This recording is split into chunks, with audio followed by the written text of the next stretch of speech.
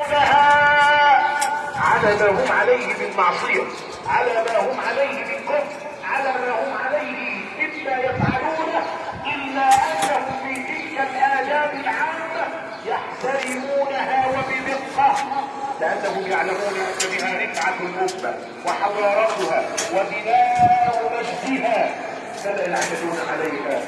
لابد ان نعيد تلك الثقافه في عقولنا وفي قلوبنا، وان نعلمها ابناءنا، فكلكم راع وكلكم مسؤول عن رعيته. ايها المؤمنون الموحدون، اللهم اني داع فاسر، اللهم اجعلنا هداة مهديين غير ضالين ولا مضلين، اللهم اهدنا فيمن هديت وعافنا فيمن عافيت وتولنا فيمن توليت، وقنا برحمتك واصرف عنا شر ما قضيت، اللهم انك عفو كريم تحب العفو فاعف عنا، اللهم على طاعتك عنا ومن شرور خلقك سلمنا، اثرنا ولا تؤثر علينا، اعفنا ولا تحرمنا، زدنا ولا تنقصنا، ومن عظيم فضلك من علينا، اللهم ارفع عنا البلاء وادفع اللهم عنا الوباء، واخرجنا من فتنته سالمين معافين في الابدان والارواح والاجساد وسائر